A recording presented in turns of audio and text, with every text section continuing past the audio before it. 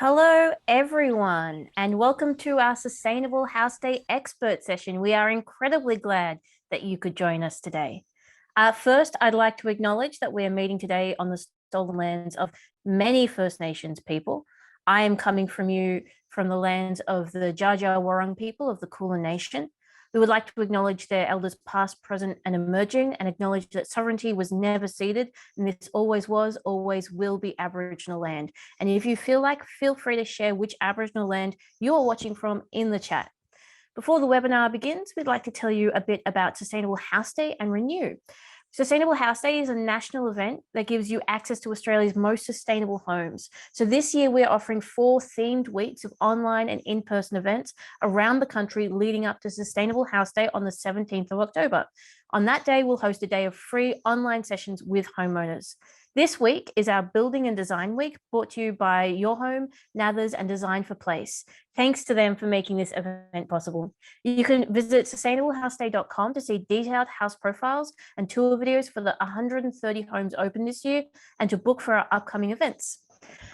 Sustainable House Day is organised by Renew, a not-for-profit that inspires, enables, and advocates for people to live sustainably in their homes and communities. So you can find out more about us at renew.org.au. Today's session will begin with expert presentations and then move on to a Q&A session. You can ask questions at any point in the webinar this evening using Zoom's Q&A function, which you can find in the toolbar at the bottom of your screen.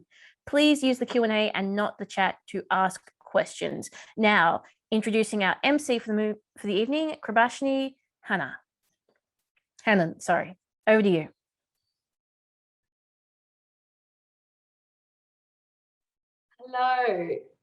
Hello and welcome everyone. What a great opportunity we have today to talk to 2 builders who are working within the sustainable realm, Jeremy Spencer and Simon Clark. So Jeremy will be our first speaker tonight from Positive Footprints, and he is running a company that designs and builds sustainable homes. And Simon Clark is the General Manager and Director of Sustainable Homes Melbourne and has been in the construction industry since 2000. With a mission to transform Melbourne's rundown and old homes into beautiful and comfortable, sustainable ones. We also have 2 very exciting panelists who are joining us tonight who are talking about their experience in builds. And as we know, building is a huge gift. And to be able to leave your mark on your build. Sorry, I'll just be with you one sec.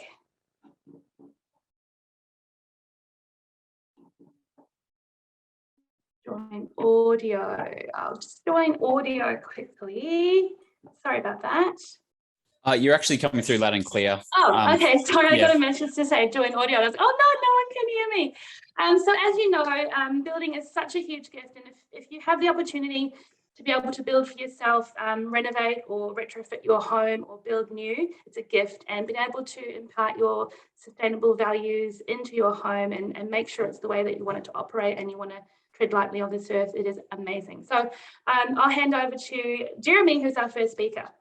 All right, so thank you very much to Renew and Sustainable House Day. I've been doing this since 2004 was my first Sustainable House Day. Back then it was called Soul House Day. So I think it's a fantastic word thing. So I'm always happy to be part of it. So just to introduce myself, for those people who don't know Positive Footprints, Positive Footprints started 20 years ago or so. I'm a builder, an energy rater, and we run a sustainable design and construction company, sort of putting the 2 sides together to make it easy to achieve a beautiful, warm, energy efficient, healthy, sustainable home. Also renovations as well. But what I want to talk about today is narrow the field a little bit from full sustainability to looking at energy efficiency and a low carbon outcome. It's quite topical at the moment. Some of you may be aware that there's been a bit of a thaw. I'm hoping it's a thaw in the political and legislative landscape with Nat Her's whole of home hopefully going into the draft for the 2022 NCC. And that's come out of the trajectory for low energy homes which was a government policy signed off about 2 years ago now. And the idea of NatHERS whole of home is twofold. One, it is to raise the house energy rating bar from a 6-star minimum at the moment to 7 stars. So that's one thing. But it's also to try and push for a more overall sustainable house by bringing in other elements, fixed appliances that are also covered under the National Construction Code. So those are space heating and cooling, hot water, LED lighting, and pool pumps. So there's a very good chance come next year, we may be looking at 7 stars as being the minimum. And just to, I don't know if you can see that, just to also show you what else is out there, we're actually at the moment in a pilot program with Sustainability Victoria, who also have their own whole of house tool. And this one goes one step further, in fact, and also looks at, you can see here, plug-in appliances. So those are just general appliances in your home. And it feeds in the NatHERS house energy rating. So in this case, this was for a home we just completed, to just explain how this tool works. That was a 7.2 star home. And that's a reasonably low score for most of our new homes, but this was quite solar constrained. So it was a good score for that home from the house energy rating point of view. And then you just quickly fill, it's a reasonably easy task to then fill in the rest of the data. Heating and cooling. We had heat pump hydronics and reverse cycle air conditioning. So that went in there. Fixed appliances, sand and hot water, induction oven. Clicked on there. Plug-in appliances you don't get to input. It's just a generic average data for this, depending on the size of the home. Lighting, all LED lighting, so we put that in there. And then solar panels. On this house, it was a 6.6 kilowatt system. And then the software uses the heating and cooling loads over the various months from the NatHERS rating, and it plots down here the energy use predicted for the house over the year. You can see it goes up a little bit in winter. We're in Victoria. This house was in Melbourne, and obviously we're in a heating climate, so we heat for quite a few of the months over the middle of the year there. In summer, you can see a little bit of blue coming in, and that's a little bit of cooling. But the interesting thing, you can also see the solar PV that gets produced.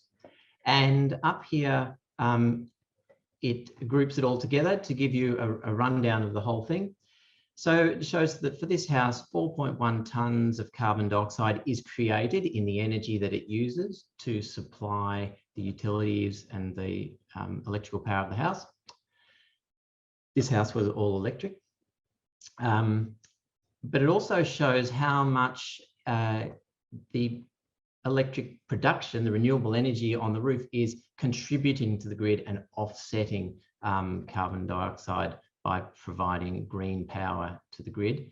And then it has a net overall. So straight away shows that this house is a net contributor to a lower carbon intensity grid, if you like.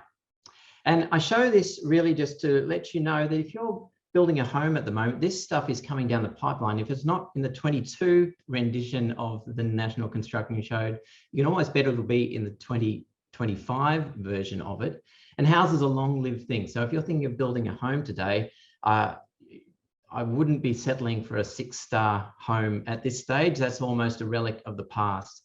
And you may find that later on when you go to sell the home that you've got somewhat of a stranded asset or something that's seen by potential buyers, that there might be a bit of upgrade needed just to make it more modern and relevant. So a really good and positive change in the industry getting this through. There's another tool, the Green Building Council of Australia has Green Star for Homes for, that's a project home rating tool. But it's the same concept, trying to get to a carbon neutral outcome. At Positive Footprints, we've gone one step further with also looking at the embodied energy, where we've got a range of homes called our Carbon Zero series. And we've done a life cycle analysis on the house, worked out the embodied energy, and then worked out how much panels extra we would need to put on so that slowly over time, the house offsets itself, the very materials that it went in to make it.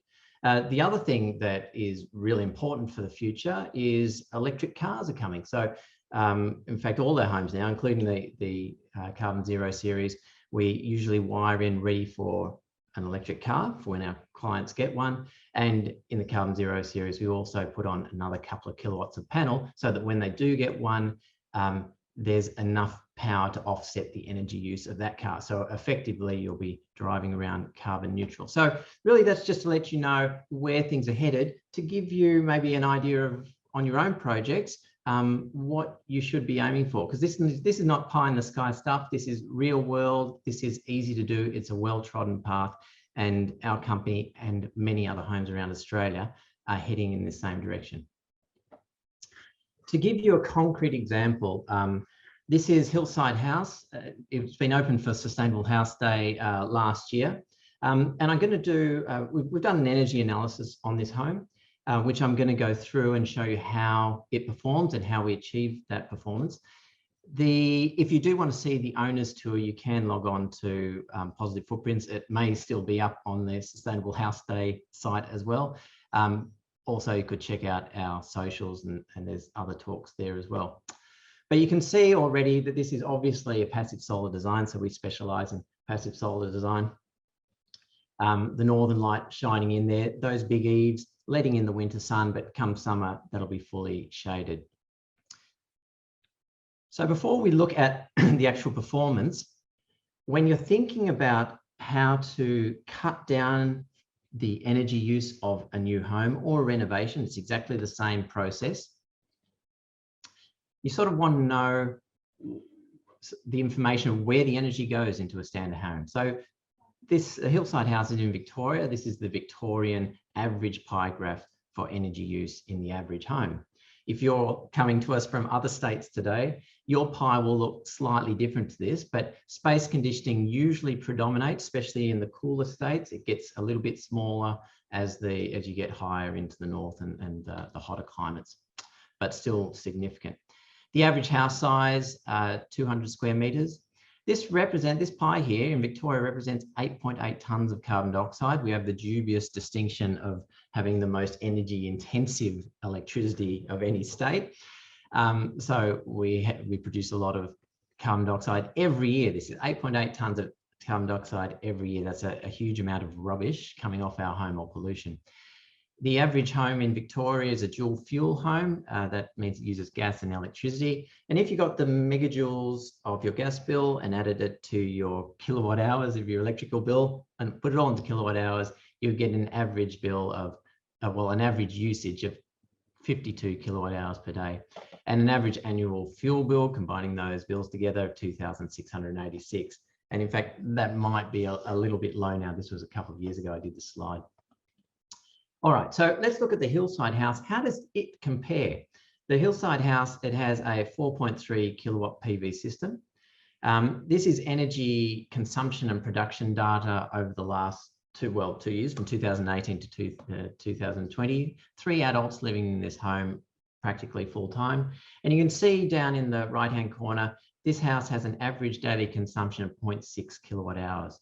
And there is no gas in this house, it is all electric. So effectively, that's almost carbon neutral by a whisker. So how did we achieve it? The first step is to get a good score on the house energy rating. So like I showed before, you can get to a carbon neutral outcome from the 7.3 that you saw on the other score. This one happened to have an 8.1 star, and you can see it's laid out. We had fantastic solar access here, and we were able to stretch the house out to really put a lot of northern windows along that side. We had some clerestory windows along the top, along this line here, to get some more north into that back section of the house. So passive solar design, make the use of the climate that you're in, so that it can mean that you don't need to have too much extra heating and cooling to provide a comfortable temperature. And that is just the elevations. All right. So here we are inside the house. And you can see the windows. You can see the light coming in. It's not even a sunny day, and it's nice and well lit. But the question is, okay, you've designed you've designed a house to a high star rating. How does that affect this space conditioning wedge, if you like, compared to the average home? Well, the answer is, who knows? To a certain extent, who knows? Because there's one missing element here, and that is performance construction. A rating is, to a certain extent, only as good as the piece of paper that's written on, unless you have a builder who knows what the NatHERS assumptions are that underlie it and can build the house to meet those NatHERS assumptions. You can quite easily have a builder who is treating insulation and tightness as an afterthought, and your 8-star home can be performing as a 4-star home. You know, I would rather have a 6-star home that's built performance with by performance builder than an 8-star home that isn't. So this sort of begs the question, how do you find a good builder? Well, there's no silver bullet answer, I'm afraid. Look, I would definitely look at what the building company, how they project themselves, look at their website, look at their socials. What are they talking about? Are they talking about sustainability? Are they mentioning blower door tests? Are they talking about thermal imaging? Are they talking about performance construction? If they're mentioning those things, there's a reasonable chance that they are switched on to knowing how to pull off the bill. I would also be remiss if I didn't mention Australian Builders Declare. Simon Clark from Sustainable Homes Melbourne, who you're going to see next, he came to me and he said, Jeremy, do you want to start this thing? And along with 5 other builders, we got together and over a year ago started Australian Builders Declare with the mission of getting the information that builders need out to builders so that they can build to this low carbon future that we're all needing to head towards. So you do work potentially worse than going to the Australian Builders Declare website. There's not much on there. There is a list of names of, I think, over 250 builders now who have signed up, and you might start there with looking at some of those names. I can't vouch for them. We don't have the resources to look at them all, but I could vouch for the founding members and definitely Sustainable Homes Melbourne, Simon. So that's sort of it. Assuming then that you have found a builder who is, you know, knows how the house, you might want to ask them how are you working with tightness in this house? How are you making sure that it meets a reasonably tight structure? And how are you dealing with condensation? Perhaps might be another question that you want to ask a builder just to see how switched on they are. Okay, but assuming you get a builder who knows how to build it and you've got a good design that's going to perform well, how does that affect this average space conditioning pie? There we go, bang. About 1/3 of the pie is taken away simply by good design and good construction. That's a huge amount just there, over around about 2.5 tons in Victoria, that is. If you get to 7 stars, it's just under 1/3. So you're still in the ballpark of being able to get, you know, it's a good launching point to get to a carbon zero outcome. But you can still see that there is now a wedge of space conditioning still there, and we can do a bit more about that. And that's where these guys really come into their own. Reverse cycle air conditioning or heat pumps. Now, 10 years ago or 15 years ago when I started, you wouldn't call yourself a sustainable builder and put in air conditioning. But everything has changed with the technology upgrades. It's like the difference between incandescent lights and LEDs, the difference between the old air conditioners and these new inverter models. In fact, these are so efficient, they're more than 100% efficient. They're up to 500% efficient. And I know that sounds balmy, it sounds a bit bananas, but it isn't when you realize these things don't actually make heat or cool. they just transport it. So there's, this is the internal head. On the outside of the building, there's the condenser motor unit. And then there is a ring of flow and return pipes with a refrigerant that runs between them. And all that happens as that refrigerant runs around, it grabs heat from the outside like a big sponge, comes inside and then squeezes, and the heat comes out. And it'll keep going and doing that, grabbing from the outside, squeezing inside. And in cooling mode, it'll do the opposite. It'll grab from the inside, squeeze on the outside, grab on the inside, squeeze on the outside. And you can get systems that say they use 1 kilowatt hour of energy running that loop, 1 kilowatt hour of energy over an hour. They'll be able to transport 3 kilowatt hours of energy, 4 kilowatt hours of energy, even up to 5 kilowatt hours of energy on the best. It's like, you know, buy one, get four free.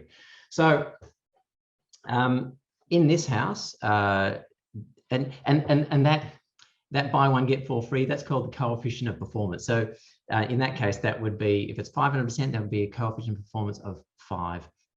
If it's 400% efficient, coefficient of performance of 4. And so you're probably wanting to look for a heating and cooling system that uses heat pump technology, and you can also get hydronic versions that use a efficient heat pump, but they only do the heating part. But you probably want to look for at least a coefficient performance of 3 or higher. So assuming you do that, you can provide this wedge of space conditioning that's left with effectively a third of the energy to supply that heating and cooling. Just like that, by putting on heat pumps. They really have changed everything. Now, let's look at this water wedge. That's the next wedge. What can we do there? There's two strategies that you need to employ. The first one is simply to cut down on the hot water use needs of your house. The shower uses half your hot water, so just choose a lower flow shower head, a 4-star shower head. Typically, I like to use the Satin Jet or the Brewer from Methven, but have a look around, find a shower head you like. Washing machines use about a third of your hot water. You can get ones these days that only plug into the cold, or just plug yours into the cold, or get a front loader which use very little water. Just those two strategies, you can expect to cut down your water needs by about a quarter to a third. Then the next part is, again, using one of these guys. These were the space conditioning, the reverse cycle air conditioners for this home. This, you might notice, is exactly the same. This is a sand and hot water system. And again, it's just a heat pump. It doesn't do cooling. It just grabs heat from the outside and dumps it into that tank there. This one has a coefficient of performance of 4. So if you get yourself a coefficient, a heat pump system, there's lots on the market with at least a coefficient performance of 3, you can then supply that hot water with approximately a third of the power. Just like that. You can see through this method, we're really eating away at the energy use in the average home. And the reason we can make such huge gains here is that in Australia, we've never really focused on energy efficiency. So there are big gains to be had. Lighting and cooking, they're quite small, but you can make some gains. So what can we do there? In lighting, really the secret is just to use LEDs and pendant lighting rather than downlights. The reason being, one, pendant lighting tends to light up more space compared to a downlight that's only focusing down. But secondly, in standard construction, the plaster layer is the tightness layer of the house, or contributes to the tightness layer of the house along with the wrap on the outside. So you want to try and minimize the amount of holes you have. If you have banks of downlights along there, even if they're the LED version, and even if they're the ones you can run insulation over the top, you've still introduced a lot of holes into that tightness membrane.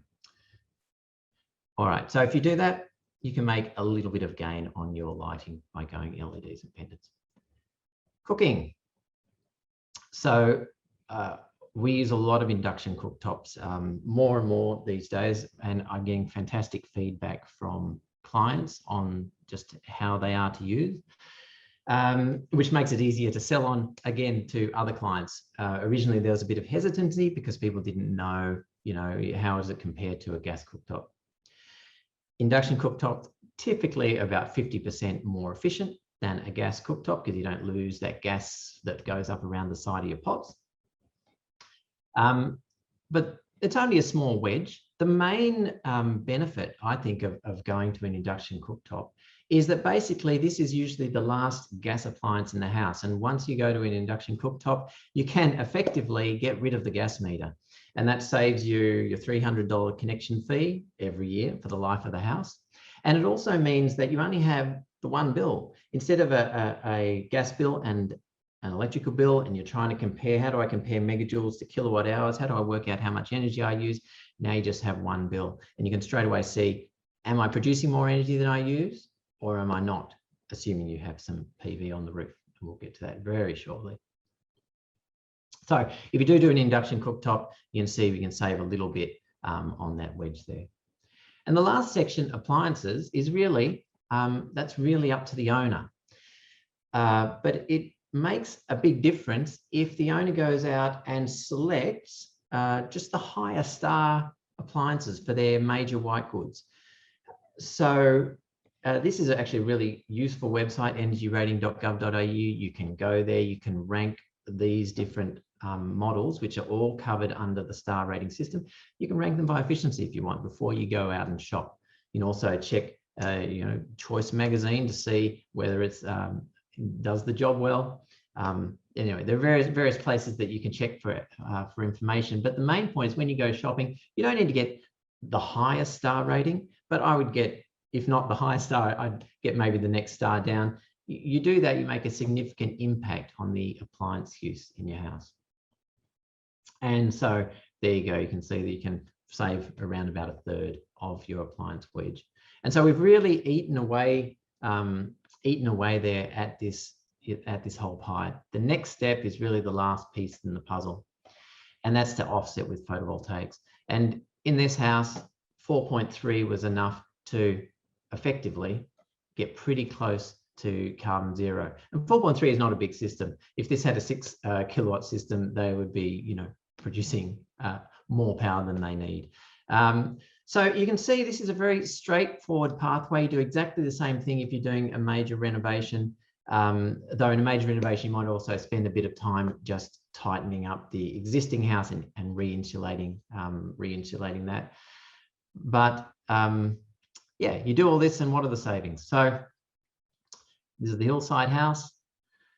This house, effectively, the average bill, $2,686. There's still a connection charge for the electricity, but this house will be saving over $2,000 a year, every year for the life of the house, and be protected from bill shocks. For the environment, 8 tons of carbon dioxide in Victoria, you'll be saving every year for the life of the house. And that adds up over 75 years, 600 tons. And 600 tons is a huge weight, not to mention a volume of a gas. And that's it. It's a straightforward pathway. And I just, I hope I'm giving you the message that this is not a hard thing to achieve, and something that we should all be aiming for, and a way that our industry could quite quickly lead other industries on becoming a very low carbon or even zero carbon industry. So thank you very much. That's the end of the presentation. Oh, sorry, I'm supposed to announce the next guest. Now, the next guest is a good friend of mine, Simon from Sustainable Homes Melbourne.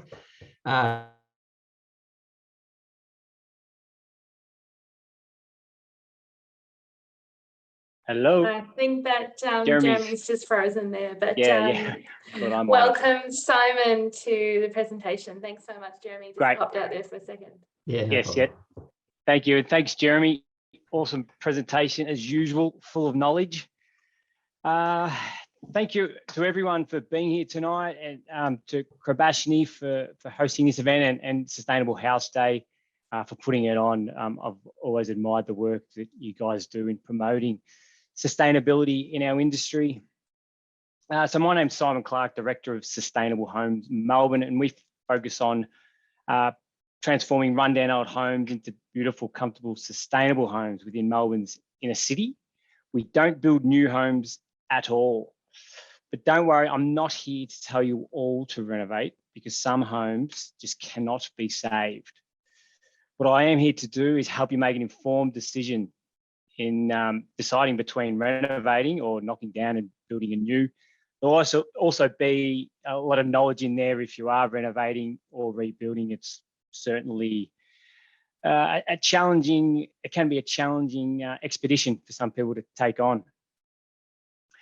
So, I mean, we all know life has many U-turns, forks in the road and aha moments. We've certainly seen a lot of that in Melbourne of late, and I'm sure a lot of people here have realised the benefits in building a sustainable home, not only for the planet, but for yourselves. It's obviously a lot better to live in also.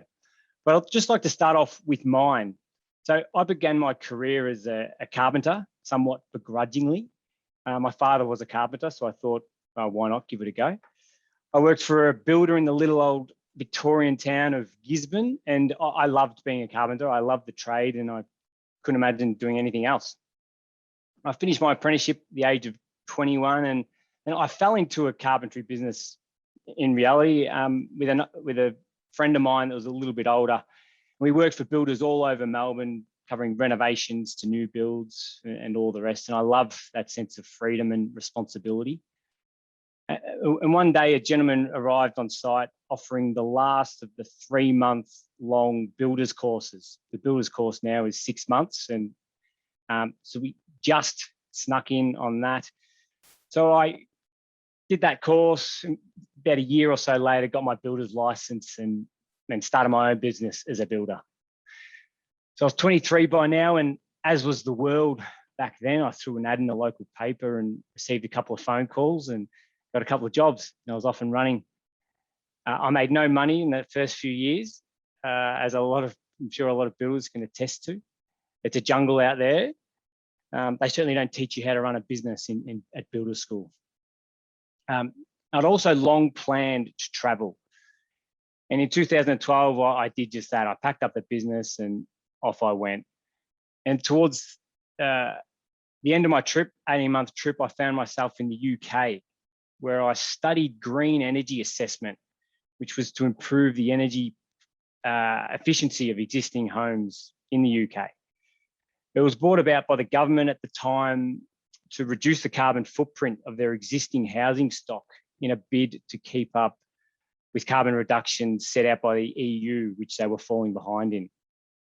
Everything I was learning was totally new to me.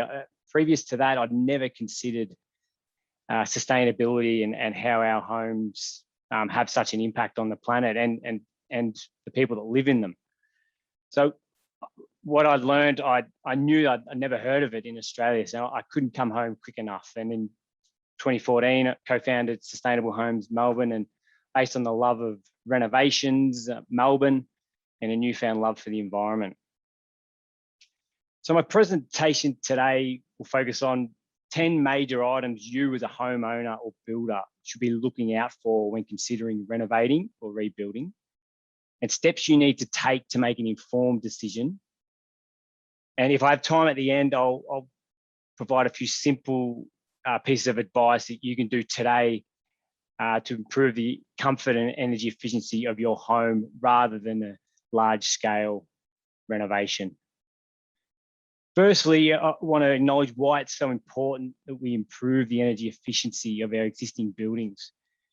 So our buildings represent 39% of global greenhouse gas emissions, and 11% of that being in embodied energy, and 28% of that in operational energy. So what that tells us is that we need much more energy efficient buildings. And the fact is that 2 out of 3 buildings standing today will still be standing in 2040. So we have an awful lot of work to do to improve the energy efficiency of these buildings. So therein lies the challenge. As Jeremy mentioned, Bills Declare, it's been a great honour to be part of that with Jeremy. And I know Darren from Eclipse Passive Solar, we'll have to get him on board, Jeremy. We don't have enough representation from Sydney. But it's been an incredible knowledge base for me of learning so much in the last 18 months. And yeah, look, I welcome any builder or homeowner to jump on board as well. So I'm going to head into my presentation now. Apologies in advance if there's any builders speak. I'll try and keep it as simple as I can. And a disclaimer that each case should be taken on its own merit. I'll run through the principles that generally cover most things, but as you know, building sites are very specific. So my first point, number one, is a knockdown rebuild an option in your area, and what are the consequences? So there's many factors outside of your control when building in any way, shape or form. I'll highlight a few here. I won't go incredibly deep into it, but housing codes, obviously the first one. They're based on state government. I mean, here in Victoria, we have the Res Code, which came out in 2001. I believe New South Wales might have had a housing code brought out more recently, 2017 or thereabouts, and other states will have a similar code. The fact is that your home, your existing home, likely it may not completely adhere to those codes. And it's likely factors like setbacks and window placements and overshadowing certain things. If you have a home that you want to knock down and rebuild, and say you've got this beautiful window that looks onto your neighbour's property, it may look onto their secluded private open space, meaning that you may not be permitted to do that if you build anew. If it remains existing, it can remain typically, but building anew, you probably lose that option. There are exemptions that you can get, just a bit of a process through council. Often you have to have your neighbours on side also, just something to be aware of. There are consequences with that. Heritage listed properties, that's another big consequence of, well, 99 times out of 100, you won't be able to knock down and rebuild unless it's in a really poor condition. Then you generally have to reinstate like for like. There's certainly a lot of controls around heritage properties, and you will need planning approval, no doubt, for any external changes. You can find out whether you have a heritage property. A lot of people do know, but you can find out by calling your local council. And while you're there, you might as well ask them the question, does anything trigger a planning permit? And that will tell you whether there's a flood overlay that triggers it or anything else. Now, heritage, critically important role. They can make life incredibly difficult for homeowners putting their hard-earned money on the line to upgrade a home. Ultimately, there's a heritage officer at times, and it all falls on their shoulders, which I think is unfair. And generally, it's either their way or the highway to VCAT, which I don't think is good for anyone. So if you're a budding renovator, I would say steer clear of heritage properties. My point two is what does your block suit? So I'll focus on two different style blocks here. One being narrow inner city block, typically a terrace in inner cities like Melbourne and Sydney, and suburban block, fully detached home. So of course, terrace homes, narrow blocks, oftentimes built boundary to boundary, can have shared party walls. Of course, makes demolition very delicate, can make neighbours sensitive, and oftentimes these footings are inadequate. So there's complications there when you're applying your footings system. So you got to look out for underpinning. We had an example we had is a property in Northcote, Victoria, and there was a terrace home, a double brick. We kept the front 2 rooms, really nice size rooms, knocked down the back and built anew from there. And it shared a party wall on one side. There was a great amount of rock in the property. We had to get the rock breaker in. You can imagine we were the favourite people of the neighbours on that one, causing vibrations through their properties while we're jackhammering next door. Fortunately, they weren't working from home at that time, but we certainly weren't the favourite people. If you are building close to boundaries at any point in time, especially one like that, always get a dilapidation report. As a builder, it's a must-have to ensure that any damage is done, you can be held responsible for, and insurance covers it. But ensure that old damage isn't responsible for you. A suburban block, of course, it's much simpler. If the home's in really poor condition, demolition, it's a much simpler process. And oftentimes starting with a blank slate, if the home is in really poor condition, can be a lot more beneficial. Rule of thumb I like to use for a terrace home, if you're keeping a third, I'd like to renovate and extend. Suburban block, you'd want to be keeping around 50%, I would say. And point 3 is how close is your floor level to the external ground level? So bear with me on this one, it gets a bit techie, but this is a huge telltale sign for me when I arrive to a property. So there's 3 things that can happen as a result of this. You can have ventilation issues, you can have drainage issues, and just general movement issues, which often come about from the top 2. So I'll run through each one of those separately. So ventilation issues. So sorry to that person. No, there's no slides on here. It's just my bobblehead and this background. So I will continue with ventilation issues. So of course, if your external ground area is higher or as high as your existing floor level and you've got a timber subfloor, you're going to have trouble with ventilation through there. So, and this can cause problems with footings, rising damp, mold, and it can be exacerbated by drainage issues, which I'll talk about in a moment.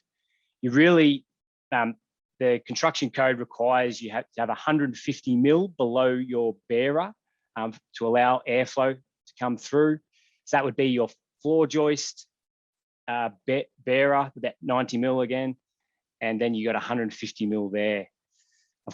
Of course, this can become really challenging when you're narrow sites where you have very little surface area, I guess, to allow that ventilation through. We have had cases where we've installed fans to allow for that circulation. Certainly, there's some unknowns here that you may not really understand until you open up the home and look underneath. Drainage issues. The drainage issues can be like cancer for your footings. They can be caused by inadequate stormwater systems. If your stormwater system below ground works well, sorry, I'm just getting distracted by these comments. So if your stormwater system below the ground works well, and perhaps you have a problem with a downpipe, that's easy fixed.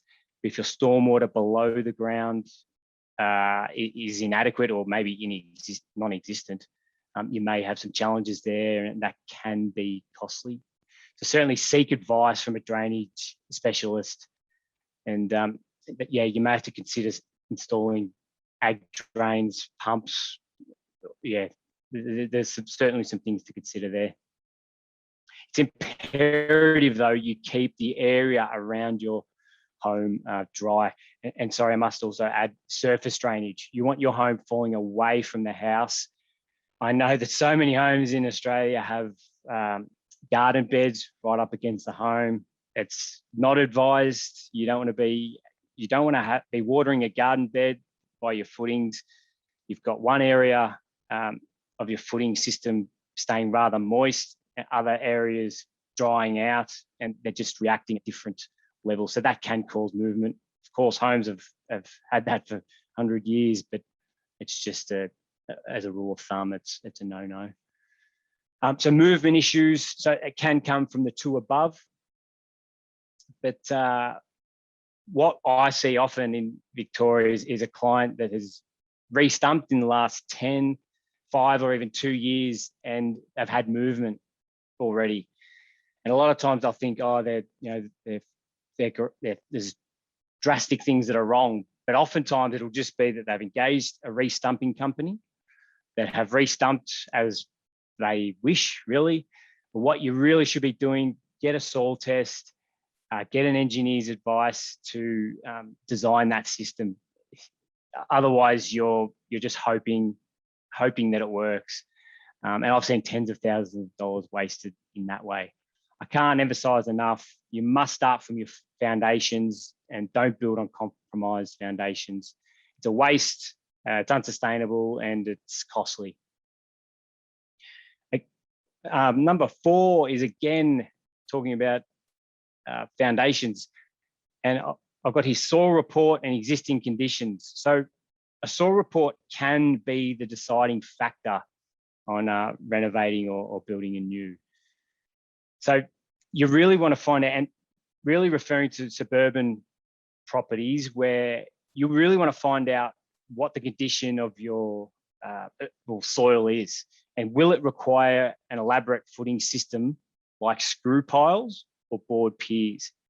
These two require large machines, and you don't want to be working around an existing home. If you are containing a renovation to the back of the home, and you need underpinning, screw piles or board piers there only, that's manageable. But to redo the existing home with screw piles or board piers is incredibly costly. If the soil report comes back and it just requires re-stumping, perhaps the stumps need to go deeper, generally simple enough if you're going down to a metre or 1.2 metres. Brick homes, again, they may require underpinning. Underpinning can be costly. There's also resin injections that you may look at generally for established homes with nice established gardens, etc., because it's quite an uninvasive application. They can be costly, but it's sort of a new kid on the block. We haven't actually used them before, but I know that they exist.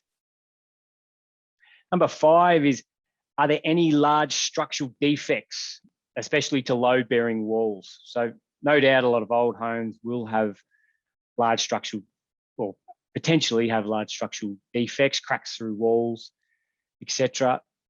This is a major problem in double brick homes. Not so much of a problem with timber lightweight homes, much simpler to reconfigure and rectify timber lightweight. But double brick homes, if you have a crack through a wall that you anticipate to remain, you likely require underpinning, and that brick wall may require, or potentially even to be rebuilt. So understand that may be costly, and it's probably another one for a budding renovator, or I suppose a home flipper. I would avoid double brick homes, as beautiful as they are, and heritage homes before, as I said, as beautiful as they are. Number 6 is how much of your home functions well and is practical to keep. So there's 2 common recipes that we typically use, and for terrace homes I'll focus on, and bungalows, whether it's Californian and Edwardian, any type of bungalow. For the terrace home, we typically like to keep the front 2 to 3 bedrooms or rooms, knock down the back and build anew from there. Bungalows, we could keep the front 2, 3, or even 4 rooms and knock down the back and build from there.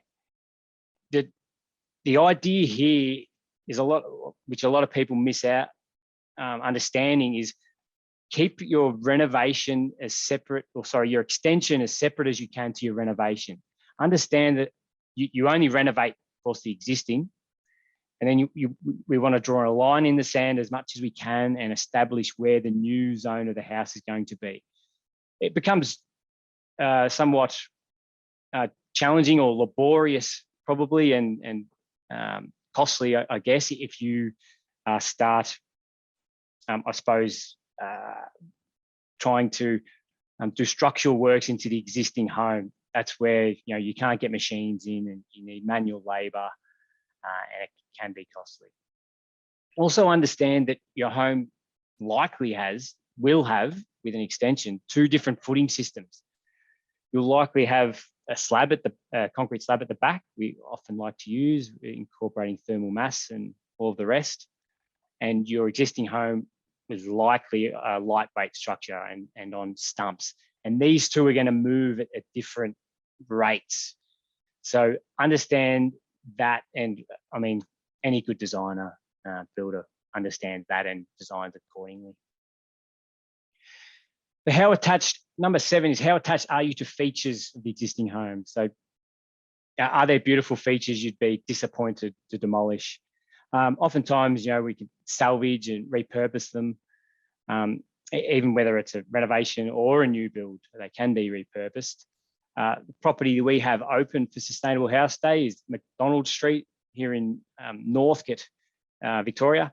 And the client was super motivated, and we repurposed lots and lots of elements, pendant lights, LED light doors, architraves, skirtings, floorboards. Often we do the bulky pine floorboards, keep that in the existing, perhaps apply new floorboards or a new type of flooring to the extension. We even repurposed the old rafters from the lean-to into the pergola. This one's really up to you. Some items might have some historic value, some may be in the eye of the beholder, but it's really up to you. Understand that it's generally not an exercise in cost saving to repurpose material, unfortunately. Australian tradespeople, I believe, are the best in the world, and it'd be funny to say that now, what's going on in Melbourne, but I do believe that. And they're paid that way. So it can be a costly exercise, depending what you want to keep, but just understand that. There is something special, I feel, about restoring the old. Number 8 is, this is the biggest one for me, I feel, is how will you feel after the project is finished? So I believe your home is your legacy. The homes we build will long outlast my life and still be standing.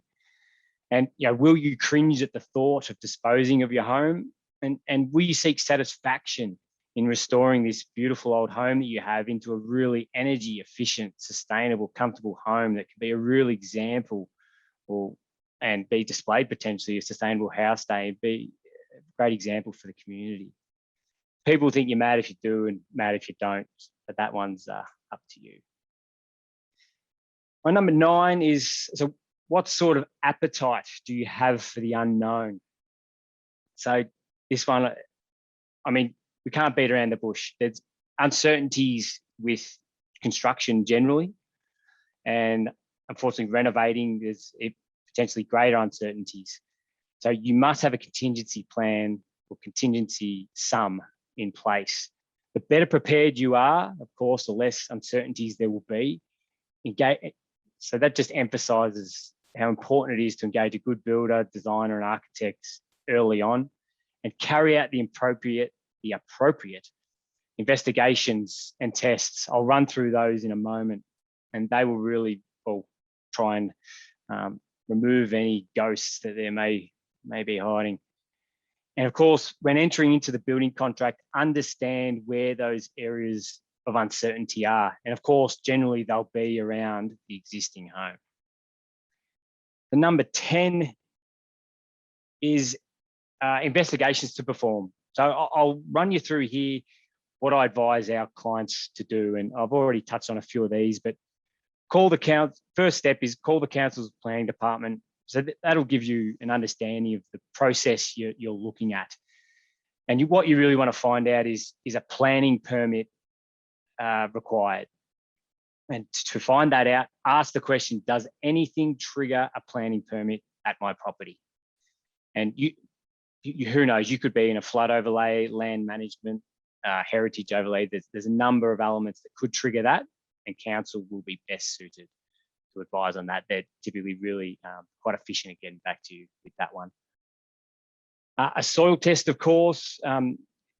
If this isn't a deciding factor, I wouldn't rush into it, but it's something that, I mean, it has to be done sooner or later. You won't really understand it until you also get an engineer's consult on that. That's certainly something that needs to be done. A sewer investigation, especially for inner city properties. We've had a few scenarios, challenging perhaps scenarios with sewer boundary traps. We've had, a lot of them, not a lot of them, some of them are joined with the neighbour. That's no longer permitted, meaning that we need to redirect that. It can be a costly exercise. We've had the neighbour's ivy growing in a sewer and destroyed it. So it's a sum of money that you may have to spend that you just want to know about. You can find that out, get a good plumber, he'll stick a camera down there, show you a video, and and you'll know what you're in for at least. Stormwater is the other one. You want to understand where your legal point of discharge is, and you want your designer and builder to understand, are there any complications with gravity feeding your stormwater system to that? If that's unmanageable, you may need a pump and pit that is costly. Again, a plumber can advise on that. A land survey is one of the first things that we need to do any accurate design, and that's a re-establishment survey, a feature survey, and because we do renovations and extensions, we also get an internal wall layout. Some architects may like to do it themselves, but we find that the land survey are really accurate and much more cost effective for us. If you're going all electric, which I'd certainly encourage, oftentimes you may have to go to 3-phase depending on the load of your house. You might want to inquire whether there is 3-phase available in your street. I'll just quickly run through some tips that I've got if you're doing it, you want to do a small scale renovation opposed to a large scale renovation that we do. Insulation, can't go wrong with insulation. If you have access, underfloor access, insulation under there, it can improve your home performance by up to 20%. Quite cost effective and easy to apply as long as there's access. Roof cavity, of course, there should be access. Of course, you can apply it there. Walls, blow-in insulation, more challenging, but it's doable. Seal all gaps wherever possible. Doors, windows, weather seals around all them. Caulk the base of skirtings and use expander foam in any hard to reach places. Heavy curtains in southern parts of Australia, heavy curtains are going to be better than any high performing window at retaining heat within your home. And of course, accompanied with a high performing window, it's fantastic. Zone your home so you're not heating and cooling the entire home, only where you're living. And actively operate your home. I know we talk a lot about passive solar design, but we still need to open windows and open the curtains to let the sun in when applicable. So please do that. It's pretty simple. So in summary, if you're renovating or building, investigate appropriately with council, do the appropriate tests and investigations, seek advice from experts early in the process, and spend the time and get your documents right. And if you have to spend money early, do it, because it's going to save you later on. And keep a contingency up your sleeve when renovating. So that's it from me. Thank you all for being a part of tonight, and I'll hand back to Krabashni. Okay, so in the next portion of the webinar we have tonight, we have 1 hour, which is a huge amount of time to ask our specialists a whole range of questions. So we're going to open up the panel discussion really, and we're going to talk to Selena, who's here. She has retrofitted a 1960s cottage in Northern Beaches. So if you have any questions about her retrofit process, what sustainability features she was able to incorporate in her build, she's got solar panels, she's got water storage, she's used recycled materials. Jump them into the Q&A right now, and we're going to go through in a few moments and sort of throw those questions out there to everyone. Oh yeah, we did a new build, so that we joined the new build to the old fantastic house. Yeah, fantastic. And we've also got Sue Connor and Darren Parkinson, who are here to talk about their Tarlow River Passive House, which is also in New South Wales. It's 2 hours out of Sydney, and it's got passive house methods incorporated, while they've also been cost efficient. And I think there's some great questions that we've already received in the Q&A about what things cost. So I'm almost tempted to open up on that one.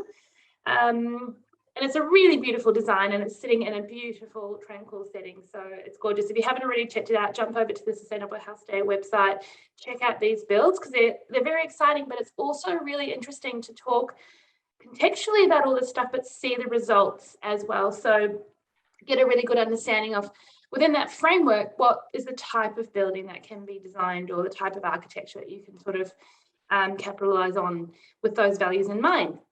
So If you haven't already submitted a question, I can see there's loads of questions that have already been answered in the Q&A box. Just the bottom of the screen, there's a little Q&A button. Click on that and pop in your questions.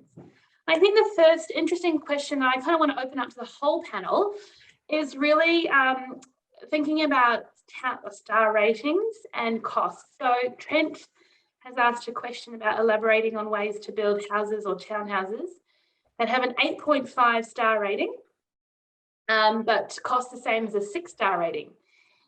And are there any things that can be substituted to bring the costs down, but increase performance? And it's a bit of I think it's an interesting question. I think it's a gutsy question. I think there's a lot of detail and technical aspects that go into answering it, but I would love to hear what our panel has to say.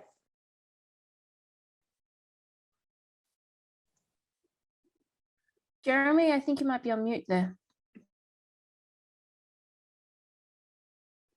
Yeah, Jeremy, you're on mute there. If anyone want to jump in first? Okay. Yeah. Can you hear me now? Okay, sorry everybody. Yeah, you'd think after almost a year of this, I know how to do it. All right, so, well, that's the beauty of the star rating system, in fact. It is not just a deemed to satisfy elemental. It's not, it is a performance-based system in that you can put different things into the model and see how they perform. So the way that we get high star ratings is that we will start by designing using passive solid principles, because that's what the model wants to see. And then that will normally land 7.5 stars, something like that. To then improve it further beyond that, that's when you can, we will enter the data. So I'm an energy rater, so I'll enter the data into the software, and that zones each room. And then I physically will go to each zone room in the house, and I will try things. I will have a look at how that room is performing and say, well, this room's performing really well, but this room isn't. What's going on with this room that's not going on with that room? And then I can start to try things. Should the E be a bit longer? Should I pull it back a bit? Should the window be larger? Maybe this room's overheating. Maybe I should put some heavyweight material in there to just so it stays cool if it takes a bit more to heat up that space. Or maybe it's because there's a shading element, there's a tree outside. What if we trim that tree or get rid of that tree? How does that affect the performance? So I think that's really the most cost-effective way to do that particular question, is in the design phase. And you know, whether you get to 8.5 or 8 stars or even 7.5, you've got quite a little bit of leeway these days, because the technology that I went through before, the technology is so good, it gives a little bit of leeway on the actual performance of the shell itself, in a way that 20 years ago, when all we had to work with was the shell, you know, we had to put 100% into that. No, but now it makes sense. You know, you've got that. Anyway, you got that leeway. But I would do at the design stage, get the design performing as well as it can on that particular block. Thanks, Jeremy. Did anyone else want to jump in with some cost-saving tips, I suppose, to save on costs but also still perform well? Not overly. It's a challenge. It's a tough challenging one. question. I mean, but it does start with design. Like, you know, the old saying, good design costs as much as a bad one. I can't emphasize that enough. And it depends. I mean, we only do renovations with sustainable homes, but I'm doing a development also, and that's a new townhouse. And my intention there is low maintenance and longevity. So, I mean, if you're talking about the lifespan of the building, it's a different question. So, yeah, I mean, I'm really looking at low maintenance materials that last and don't need to be, of course, painted every couple of years. I was thinking about that one, like reducing applications or trying to use materials that are maybe more in their natural state can also help to bring down costs. Yep. Okay, well, let's move on to a question here. This one's for you, Sue. Hopefully I'll paraphrase this one, but if I understand, this is from Andrew, and if I understand you correctly, you achieved cost effectiveness with your passive house. If so, are you referring to the construction or performance of the house? If you're referring to the construction, can you please explain what you achieved and how you achieved it? Hi, everyone. I have to say that this particular house is not one that we've actually marketing as a really cost-effective house. We're marketing it as a certified passive house that has 3 pavilions connected by walkways, which had its challenges because of the building envelope. And Darren Parkinson, who I don't believe you've introduced, is very much been part of this project. With cost effectiveness, it was more, because it's a certified passive house, it's more about thermal comfort, because this building is just outside of Goulburn. It gets below 0 and it gets very hot. And the owners it's 100 acres, and they wanted to really use enjoy living there and have lots of little areas. So the passive house standard, so the easiest way to build a passive house is a box. So because it's all about your insulation layer being continuous and complete. So yes, so that's the cheapest way to build a passive house, is a box, basically. So these clients actually wanted something different. They wanted a courtyard home. So it did actually put the price up. And also they didn't, because it's their forever home, they didn't cut corners with fixtures and finishes. They like nice things. It's just 2 people. So it's not one, we are doing lower cost houses, but this particular house, I wouldn't say is, I don't know, I'd be interested to see what Darren can add to this conversation. Are you there, Darren? Yes, you wouldn't immediately say it's as cheap as a number of other houses. And I think there's a number of reasons why that would be the case. Passive house is part of it. I think equally it's a pavilion house, and a pavilion house by its very nature is a more expensive dwelling because it has a greater wall area to floor area, so it has a higher form factor. And so in driving costs down in a building, form factor and footprint of building tend to be paramount, as in build as least as you can. So don't build what you want, build what you need, and therefore you will be getting what you need. And focus on the form factor of the building, which is trying to keep the wall to floor ratio as low as possible. And so they're, probably the keys for a passive house anyway. Thanks, Darren. Sorry if I didn't introduce you. Oh, that's okay. I've been here for a while. I thought I did, sorry. Let me throw you another question. There's one here. Now, it's a little bit, it's very location specific, but perhaps if we don't talk about location necessarily, but if anyone can provide some tips for going off grid in a rural location, and this person has asked about Tasmania, but we can open it up to just rural in general.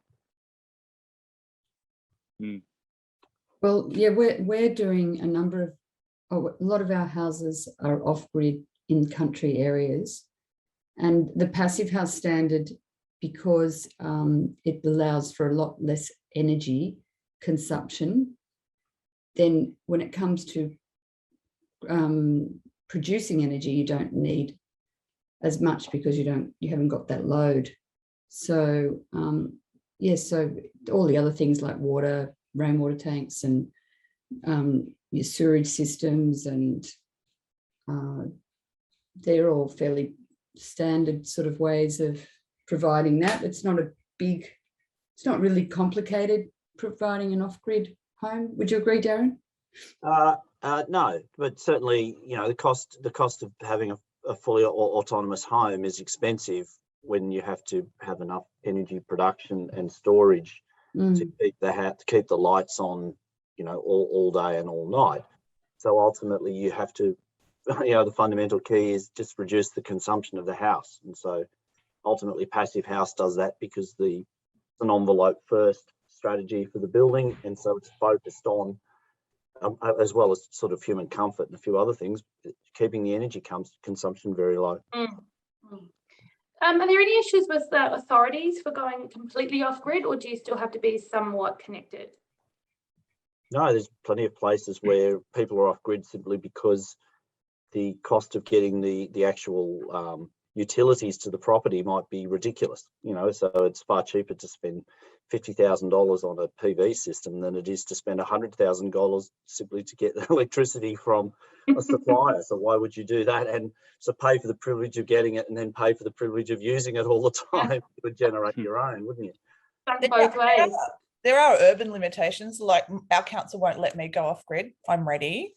I'm waiting. Yes. Yeah, there is an urban issue there, definitely.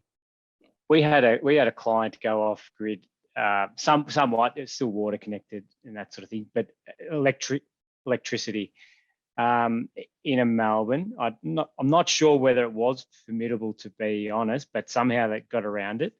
It was quite gutsy by her. I thought it was a sloping block, and she actually had an elevator and everything, and no backup generator either, and she required sort of wheelchair access, so she was up for it.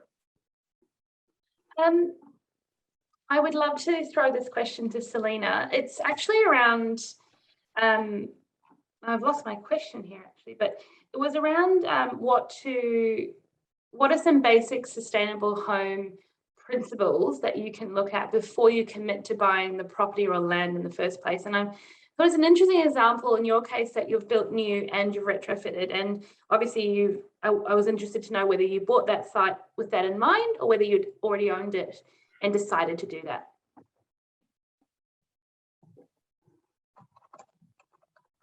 Oh, you're on mute. There's a little property bubble in Sydney, not a pandemic one, but like back in 2009, and we were trying to buy, and we looked at about 35 places, and then there was like 6 weeks of torrential rain, and this house was on the market, and we were the only people that went and looked at it. It was a very steep block, and I'm into permaculture, so we got a deal. So that's kind of how we ended up with it. It was like the only place that our bid actually got through on. And it was in terrible shape, but it was all right to move in. And for me, I was lecturing in sustainability and teaching life cycle analysis, and all of this green building was really, really quite new. And so I had an architect that was interested in having a crack at doing a sustainable house, and a builder that had never done it before but wanted to try. And I had to lead a lot of the sort of, these technologies are what I want to put in the house. But I think from sustainability, it's not just about energy, and it's not just about water. There's a social component. So how is the building of your house impacting the rest of the people on the planet? And so we some of the things that I was really interested in making sure that our waste was disposed of as near to home as possible to lower carbon.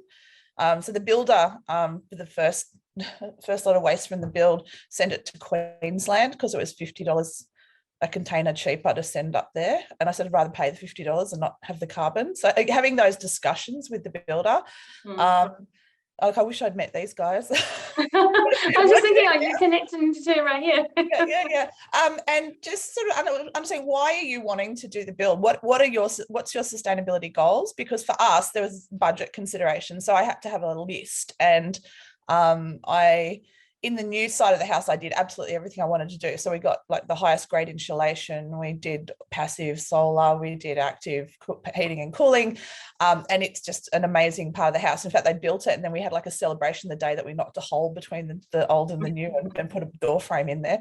And the old part of the house, I'm slowly sort of, as stuff wears out. So we just got off gas because the gas hot water system, which at the time was the most sustainable thing, was to have a gas boosted solar hot water.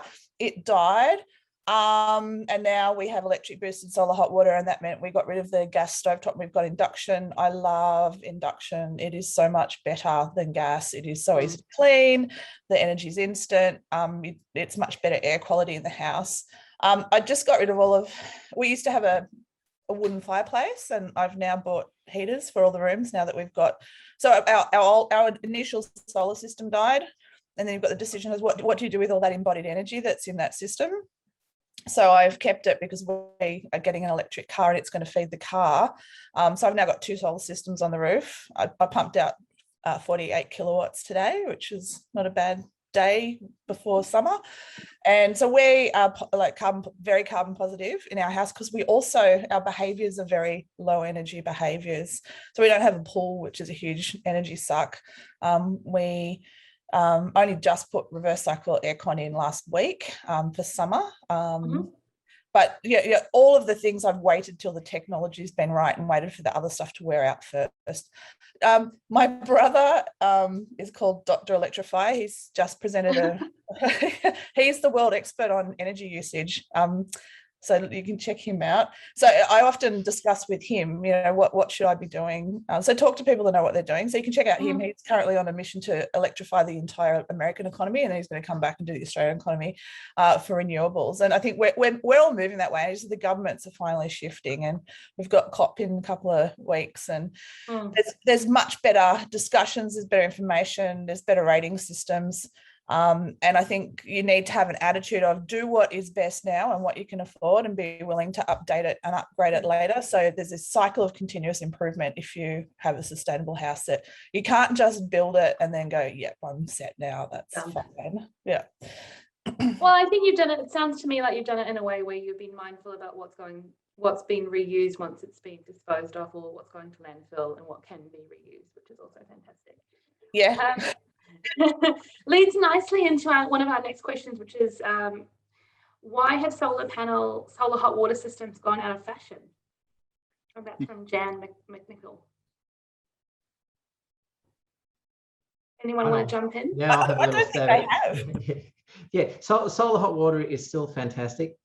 The reason that it's sort of gone out of fashion is that it's just not price competitive. First of all, for the builder, it's a little bit cheaper to go, well, at least $1,000 cheaper usually to go for a heat pump. Secondly, solar hot water, at least down south in the middle of winter, it might contribute 30% of your hot water needs at that time. So you've still got to have some sort of booster with it. And then booster-wise, heat pumps don't work as boosters, or we don't have them in the marketplace. So you're then committed to either a gas booster, and if you want to go all electric, then that becomes a little bit of a problem, or you're committed to an electric booster, which just a resistance booster, which isn't particularly energy efficient. So there's that. And then the other part of it is if you're putting on PV on the roof, you're going to be making a lot of power typically during the middle of the day.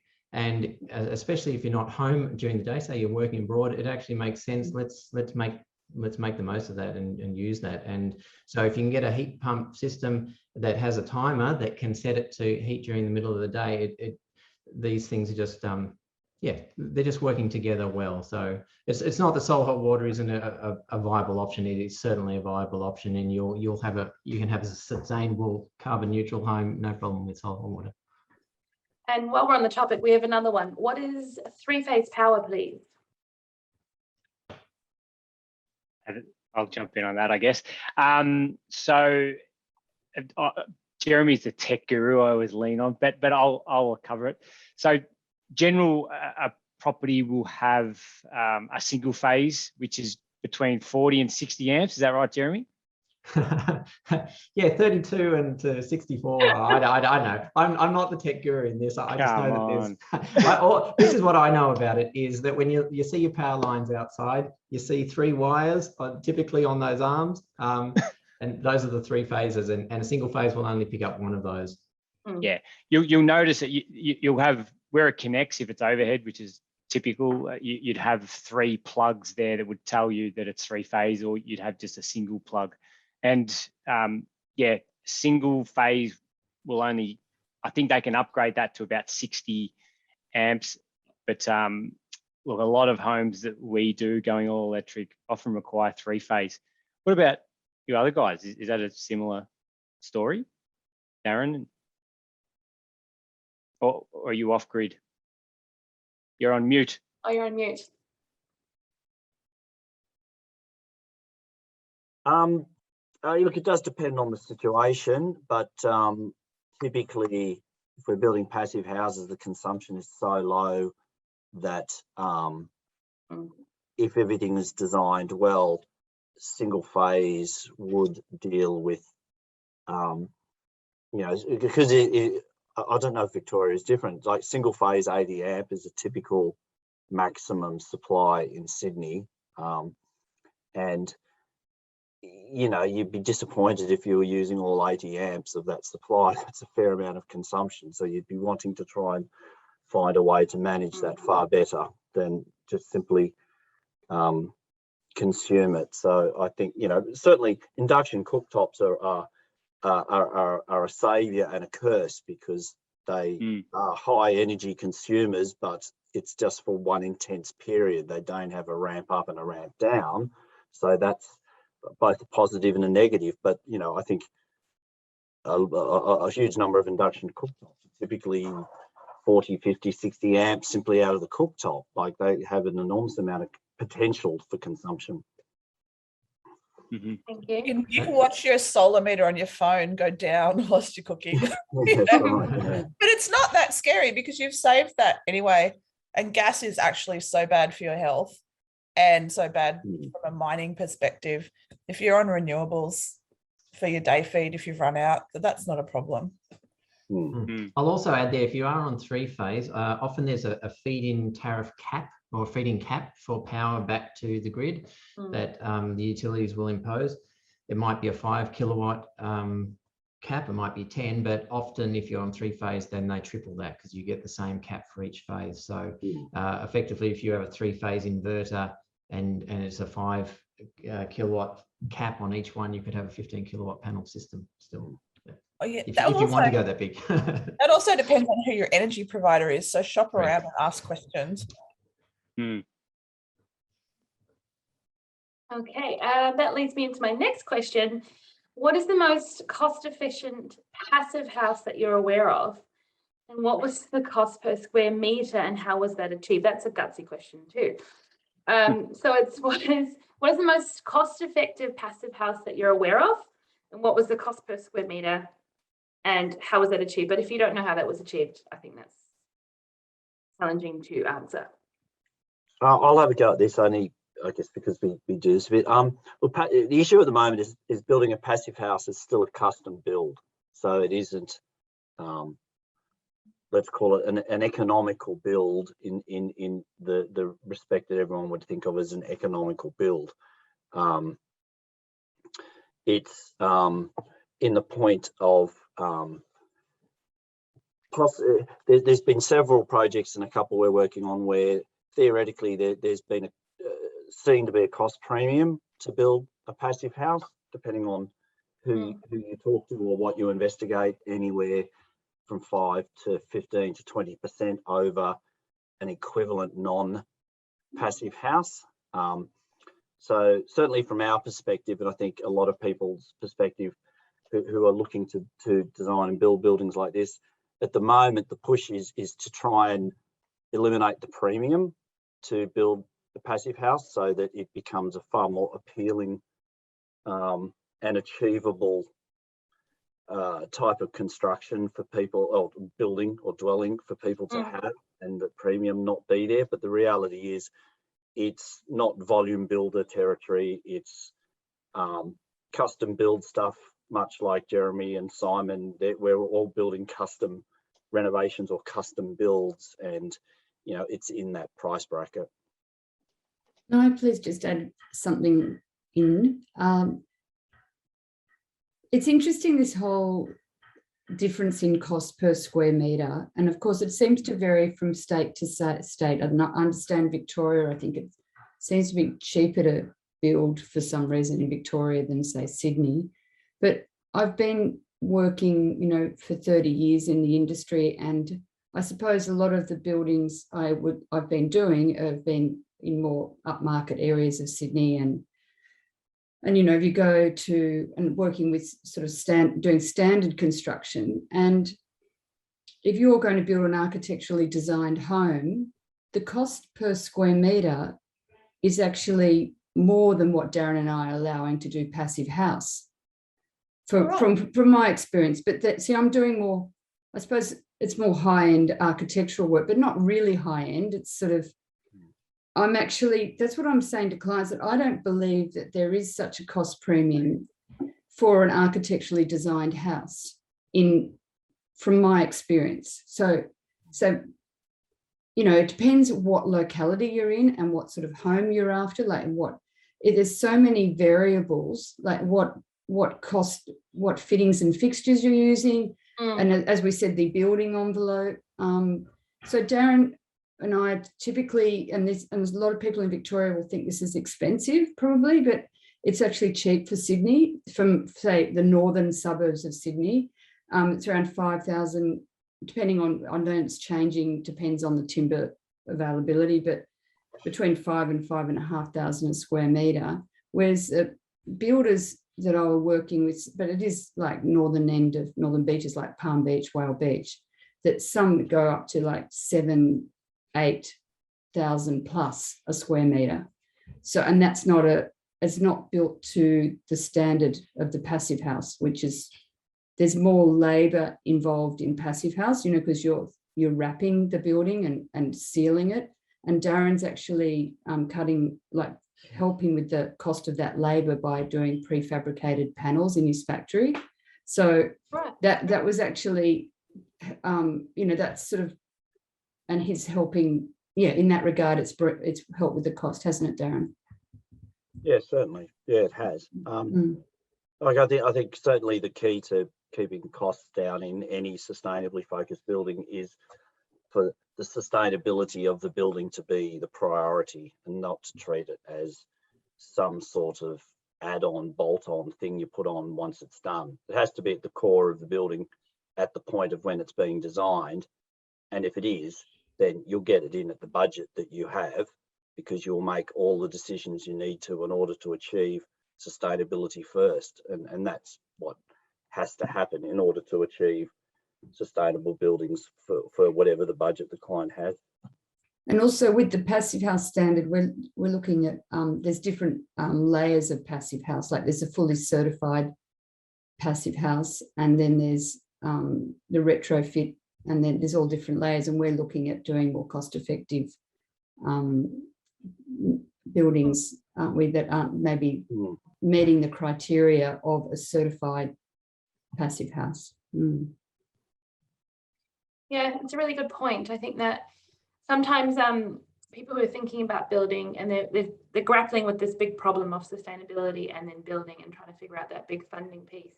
It's really great to get some insights from you, Sue, on what those cost ranges can be, just to even give people some ideas of where their budget might be lying in, because sometimes even getting that little bit of information is really hard. So thank you for that. I mean, it is really difficult, as Darren was saying, you know, we're doing more bespoke architectural solutions, but you know, to compare with, say, for someone going to just buy an off the group, like a project home, we can't compete with that, you know, because that's really low cost per square metre. It's just, you're not comparing apples with apples. So yeah, so it's just people understanding the different, what they're getting for their buck. And as Darren said, the actual square meters, like less is more. Like people don't need great big homes, just keep your footprint lower, maybe keep your envelope simple, and that it's better, you get a better result. Thank you.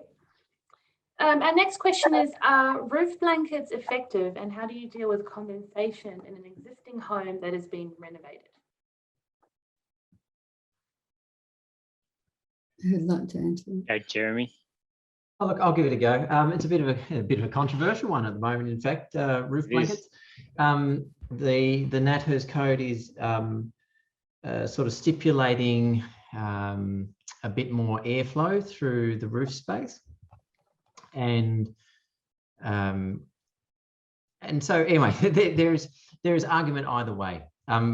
Personally, I haven't had issues with it, but and I use roof blankets all the time. They are good for adding a bit more insulation to a roof in a standard construction. They're good at stopping rain hitting onto the roof and making that drum sound. But what I would say is that if you're in an all-electric home and you have managed all your main moisture sources, that is, you've put in a good extraction fan to your bathroom, potentially with some sort of run-on timer or humidity sensor. You've got a great extraction fan to the outside on your range hood for your cooking. And your dryer is ducted outside. Well, that's the most important thing, first of all, to make sure that you're minimizing your moisture content within the house. Yeah, all I can say is I understand the theory that moisture can move through the ceiling. It can go up there. If it's cold enough, it could potentially condense out. The underside of the roof blanket is not permeable, so it will condense out on the underside of the roof blanket in that case and then drip into the roof space. How big of an issue it is will depend on the climate that you're in. If you're in Tasmania, I know that they have a bit of an issue with it, so they've brought out a condensation manual that gives you details on how to avoid it. So it sort of depends on the climate as to how much of a problem and how much of an issue it is. But the first thing is to try and stop to manage the moisture to begin with. Then you've got less of an issue probably down the track. And if you are concerned about it, then you go to the next step and you put membranes on your roof and a ventilation pathway for the air to escape. So I know I haven't given you a sort of a two-way answer there, everybody, only because the data isn't in. Australia did a condensation study 2016 to see if there were issues, and there was no trending problem issue that stood out. Though you can get plenty of people who can point to pictures in their roof and I've got an issue in the roof. Is the issue because of a leakage? Is the issue because there's a fan ducting into that roof space? It's just hard. You know, if you want to take a precautionary principle and pay the extra and do more a passive house interpretation, that's definitely a safer way to go. But yeah, it's just a balance, and you should probably talk to the builder in the area and see whether he's got experience and if it seems to be an issue in whatever climate you're at, that's when you'd be looking at more ventilation and more permeable products up in that roof space. Yeah, we have that problem. And the old house was just moldy all the time because we're pretty much rainforest.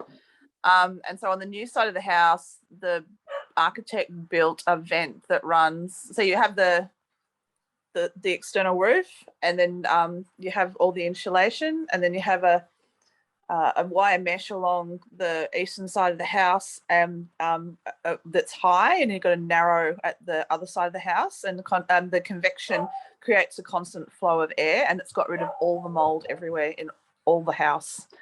So there's other ways other than the blanket to solve this problem. Fantastic. Okay, we've got a question in from Chris. A 40-year-old brick veneer, roof tiles and rock wool insulation on ceiling only. How do you solve the efficiency of the roof? We have some projects that we've removed roof tiles and applied roof sheets on, which give much better seal. And you can, obviously on the topic of roof, you can apply a roof blanket. Yeah, or there's a passive house interpretation, as Jeremy's mentioned, with a breathable membrane you could apply. We don't typically do that. We typically opt for the anti-con. That's one way of approaching it. Yeah, that's one way of improving the performance of a roof. There's lots, I suppose, to consider there. Not too sure where else to go with that one. Anyone else want to offer a solution or a suggestion, or else we can move to the next question. We seem to be on a bit of a trend here. Again, with retrofit, how do you recommend the best way to achieve air tightness if retaining an existing heritage plaster in a renovation? So I think to give some context, this person is in Ballarat. heating climate. We can remove and repair the weatherboards, and they're sort of looking to block up the penetrations for power points and plaster and sort of really try and get a good seal. A lot of questions in this question. So I think it's really, to the guts of it, really, it's about how can you retrofit an existing home and get better air tightness within your home that's been built somewhat leaky.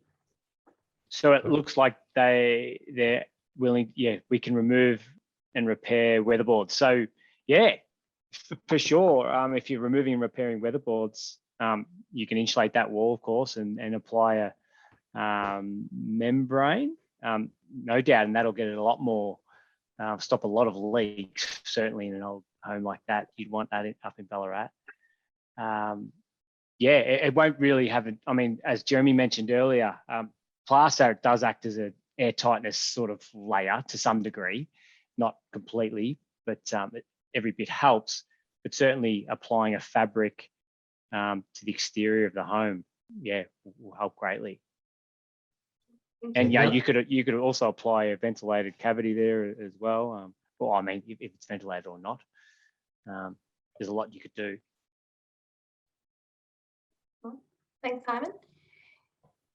The general question, and I think it might be calling on you a little bit, Selena and Darren and Sue. Why does Victoria seem behind in New South Wales on sustainability or sustainable living? A new house being built in the metro Melbourne is big and bold rather than small and smart. Maybe this leans on to you, Simon, to comment. With that, I think Melbourne is miles ahead of Sydney. I thought it was the other way around. Yeah, I disagree totally too. Yeah, so I think Melbourne's far ahead. Yeah, way ahead. I think people in Melbourne seem to be really in front of the people of Sydney in so many ways. Like, you know, when it comes to sustain, like it's interesting comparing the two cities, isn't it? So I think we're colder down here, so but I think that this notion of overt demonstration of your house being sustainable, most people I know in Sydney who do anything sustainable, it's not a huge visual feature of the house. It's just like, you know, we got a house that's sustainable. Sounds like this one in Melbourne she's referring to as like, wow, this looks sustainable. So maybe it's just that the ostentatiousness of that may be more of a Melbourne thing, that there's this confidence in demonstrating that your house is sustainable. In Sydney, it has actually been a drawback for a lot of people to have sustainable features in houses for resale. I know that I've had people look at our house and say, oh, you've got some weird features there. I don't know how to sell that. You know, I don't know. That's just I'm not selling my house. They can take me out in a box, but maybe. Can I maybe suggest that it has to do with the fact that Renew sort of started down this way, and they've been pushing this message for such a long time, and you know, it's spread from here and spreading. And look, anyway, I just want to put that out there. I think you've done a great job. Think the people of Melbourne and Victoria are different from the people of Sydney. It's just like the people of Sydney, and I don't want to be. I mean, Sydney is a beautiful city. It's got amazing outdoors, and everyone's sort of, it's a different type of person. Like I feel that the people in Melbourne are more creative. They're more inquiring. They're more down to earth. And so for the ones I've met, you know, they're just different. Sydney people are more caught up in how everything looks. Melbourne has a sense of humour. We don't in Sydney.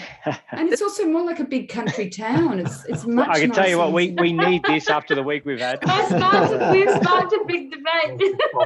Do Sydney people all talk themselves down? I mean, I'll take it. I don't think so. No, not usually. Yeah, I had shock all the way up to Sydney yesterday. I mean, I don't think we're talking each other down, but there is definitely a cultural difference and a much better sense of community in Melbourne. For sure. And I think there's a much more considered population, and also being a relatively, like Sydney's nowhere near as flat as Melbourne. So people are much more likely to use public transport and take sustainable other options. So I think it's engendered into the population a bit better. That's a good debate, I think, there. Okay, this one's around how can we work with builders to incorporate more reclaimed materials and move on from the knock it down, build new mentality that sort of pervades the industry. And I suppose I want to kind of factor that. I just want to, what's the word? Pull that question back a little bit. For me, the question there is really like, how can you work with a builder to incorporate more reclaimed materials? I'd love to hear some ideas from everyone in the panel of something that you can maybe reuse or recycle within that constraint of building or renovating. So my experience with my builder was that he was terrified of using any recycled materials, and there were three reasons. The one was that that the quality was not necessarily consistent. The second was that there might not be enough if they needed more, and the third one was that it might not comply to building code. And if I went through and did all the research and was able to get a tick on all of those, he was quite happy to use it. So again, I think it's that conversation and collaboration in our case. I won some of those battles and I lost some of those battles, but overall, I love the recycled materials in my house. Thank you. I mean, So we've been working with recycled materials for a long time, you know, especially timber. I mean, don't we, Darren? Like we love recycled materials. It's great because you don't get the movement in recycled timber, you know, and also it's more environmentally friendly. Like it's great, and it's got a beautiful Looks look better. to it. Yeah, it's beautiful. And smell, you don't have all that off-gassing and all sorts of things. Yeah, the movement, but no, I don't think we've had much resistance with the builders I've worked with, and especially not Darren, with regard using recycled materials. Is that right, Darren? Comes down to finding a builder that's happy to have good conversations with all and get the one that aligns most with your values. I mean, that is it. It's just a matter of just asking the builder, maybe project homes, because they've got such a tight schedule and they've got their own ways of doing things and they don't want to step outside of it. That would be a hard conversation. But I think in the custom home market, most builders will want to use it. But if there's issues with it, there are issues if you're trying to reuse old timber as structural timber, for instance, because it doesn't have the stamped ratings, it may not comply. So, you know, there are reasons that you wouldn't use it. There might also be cost reasons. You might think it's going to be, you know, it's going to make sense to reuse whatever product out of your house. But, you know, we had a client want to use an old kitchen and repurpose it into another space that it didn't quite fit. Well, it's going to take a lot more money to redo that than build new to fit, because the cabinets and the sizes aren't made. So there's reasons potentially, but it's a matter of having that discussion. And if the builder has reasonable reasons, then, you know, take those on board. But if you really want to use something, there's nothing more beautiful. I bang on about this all the time in Builders Declare, about the beauty of using materials. We're just building a house at the moment where the whole house was knocked down and we're reusing all the bricks again. I've had my guys there and we've knocked off most of the mortar now, and we'll rebuild. You know, the new house will rise like a phoenix from the old house, if you like. But the beauty of that is that, you know, that house was protecting those clients for a number of years, and now it's going to keep on with that, and there's a story to it. Had another one where it was an old MCG stand when they rebuilt the southern stand. They managed to save one of the seats, and the seats became some benches in the bathroom. And so once again, you could see the old green paint from the seats, and it's got a story with it. And, you know, the great thing about recycled materials, even if it costs a little bit more, you can bet that the clients at the end of the build, that's the first thing they tell people. They say, come and have a look at this staircase here. You know, that timber was blah, blah, blah, blah, blah, right? And that's the thing. It gives meaning to the house, I think. It adds to the story. A friend's just built a massive retaining wall out of sandstone, and all of it's reclaimed sandstone, and it took him 3 years to collect all the sandstone from all over sites all over Sydney. But he can now give you a conversation about that is, what building it came from, who he spoke to. So, you know, we call it the Great Wall of Coleroy, and it's fantastic. It's lovely to have those conversations around the house. It makes it more meaningful. And I've got a deck made out of pier from Tathra. My great grandfather used to drive cattle down from Queensland, get them on boats and send them down to Tathra. So he probably walked on some of the timbers that my kids are now walking on. It's lovely to think about that. Beautiful. Now, I think we've got one here. Where did it go? Where did you go? It was a good one. It was about Queensland. I thought, let's talk about that. Oh, most discussion has referred or referenced Southern Australia. Any special considerations for the subtropical climate of Brisbane? Does anyone want to offer some ideas about old? I know Las Jeremy's Vegas? got ideas. I've been on, and I'll point, You're throwing me I'll point under them the out. bus here, aren't you? I'll do it again.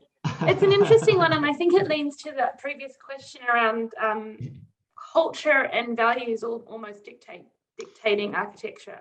So this depends a little. Oh, sorry, you go.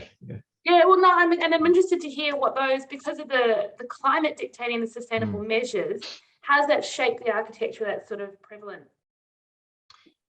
I think it depends a little bit on the client and which way they want to go in this one, because there's a couple of strategies for up where it's warmer and you're primarily trying to cool your home for most of the year.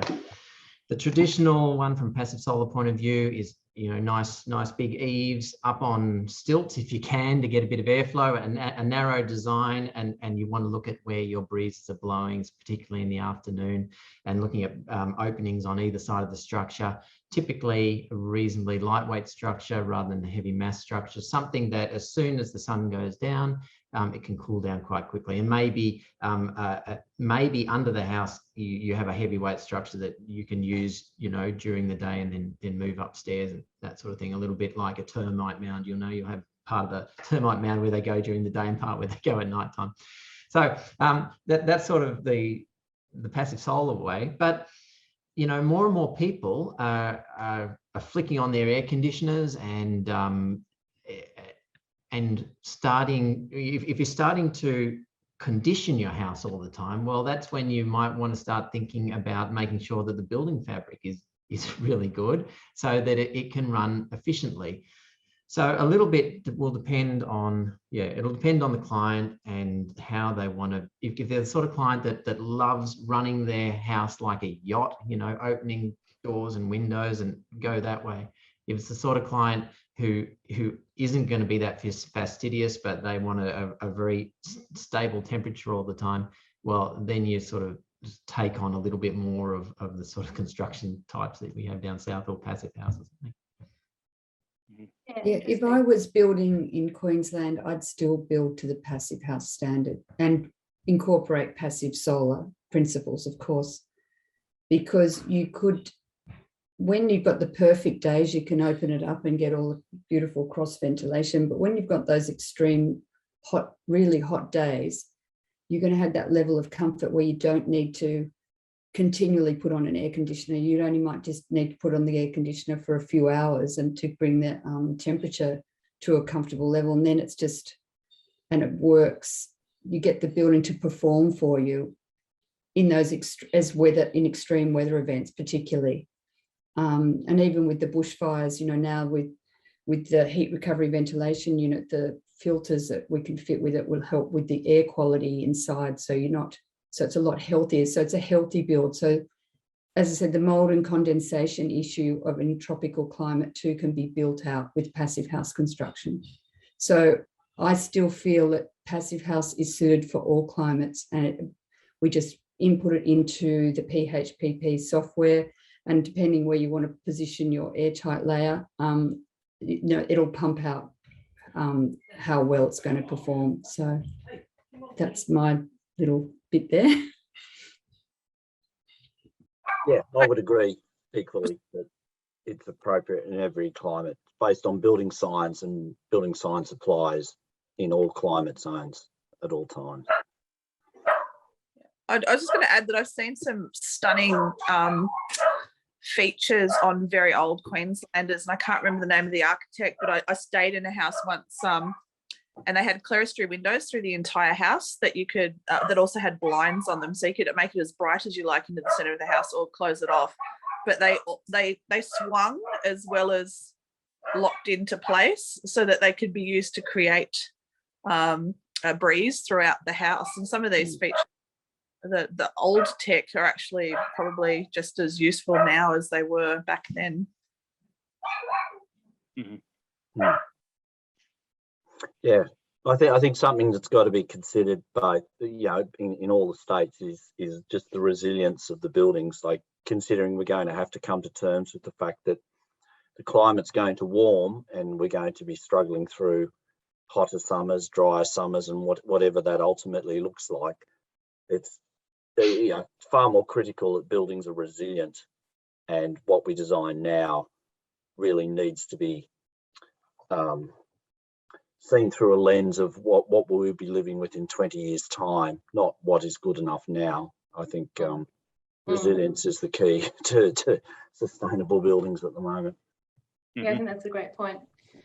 I think, and also adding to that, like understanding what those climate changes are going to be. And I think there are quite a few studies that have been done into like what climate change adaptations are coming out or required for buildings. I know a lot of councils are doing work in that area.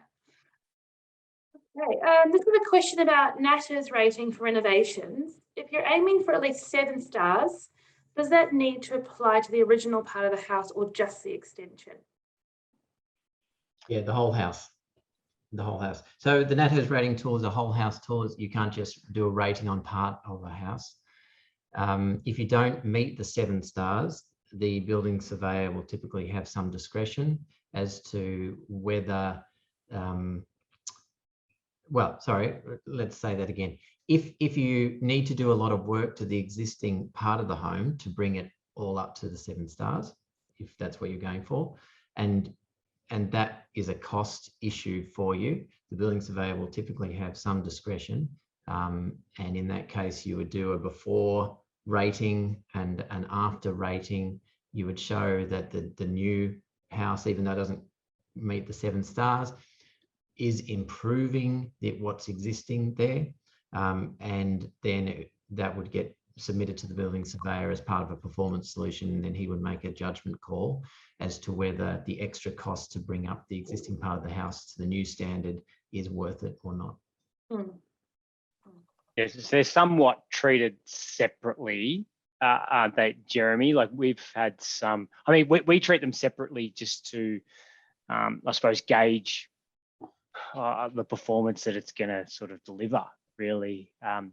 Not always, most properties that we do renovate, we skin the whole lot, internally plasterboard and reapply insulation and batten out if we have to. So you'd have a total, not a total, but mostly a new fabric of the home. But then we're not applying anything to the weatherboards in some cases where we are to the existing. So we do treat them separately. You know, there's one rating for the existing, one rating for the new.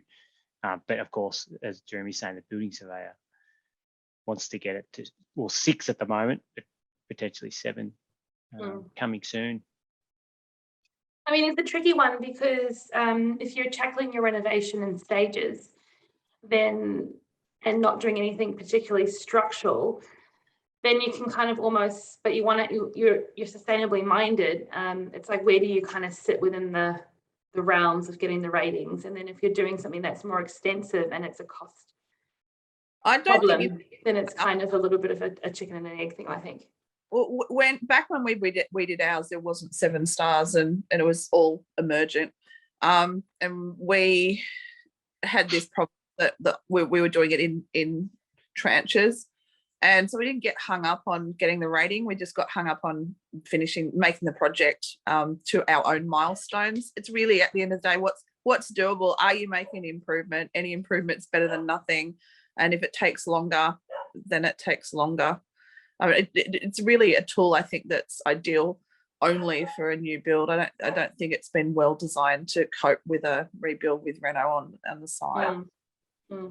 Yeah, it should be it's a very good guide, but we should acknowledge that it's not the perfect system. You know, there's holes in it. You know, you change the name of a room and it can improve the star ratings. Like it's not amazing, but it's It's still a measurement, of course, of home performance. It's not Really, Simon? Is that measurement. what you're doing? A measurement. Yeah. Now, is building a house with CLT viable now in Australia? And is it desirable from a sustainability point of view? Mm. I would argue not, but that's only because we make a prefabricated wall panel that is better than CLT. But CLT is simply a solid timber wall structure. It's uninsulated. It has no membrane control. It is no different to a stud frame, a truss and frame company. Fundamentally, as far as progressing your building, apparently it builds quicker, but there's still an enormous amount of site work that needs to be carried out, and it comes at a cost premium. So it's really hard to find, certainly from my perspective, too many pluses that would cause it to outrank the way Jeremy might already build or the way we build our systems, because there's still a significant amount of work that has to come with it. It's quite sexy at the moment, looks quite fancy and has a nice look about it. But I think when you actually when you delve into the substance, it's always left wanting. It just doesn't produce well. What's the R value of a panel, of a CLT panel, like a standard one, 140? Well, it's a hunk of wood, isn't it? So it depends how thick it is. At the end of the day, if it's a 90 mil CLT panel, it's like a solid 90 mil stud wall. So it has a fairly low R value or fairly low U value, because it's I'm not insulating material, but it's not the same as product. The laminate glues in it aren't fantastic. Yeah, it does depend where you get it, because ultimately it's made in Australia. There's dozens of factories in Europe, like they're all sort of doing a similar product, but they're going about it in different ways. So you will find different timbers and different glue bonds depending on who manufactures the product. So that's something to consider, certainly. But it's not a blanket. It's bad because the glue is not good. Like certain companies make certain efforts to do it differently. And also, if you think about the resources, there's a lot more timber in it when you're thinking about, cutting down trees. But we looked at it quite solidly, that building out of CLT, and I think it's great for commercial buildings. If you're building a multi-story timber building, it wasn't stacking up. It's not very economical to do for housing. And especially not the walls. I think we looked at it, Darren, at one stage for flooring and roof, but the walls is definitely, I feel it's better to stick with the standard timber stud with insulation. So. Sorry, excuse me. This is a question from Kim. We probably have time for a few last questions. We've actually got through a load of questions tonight, so thank you all for jumping in and answering all of those. No, that's the wrong one. Solar ties and electric batteries, are they worth it now at the current prices? Solar tiles, sorry.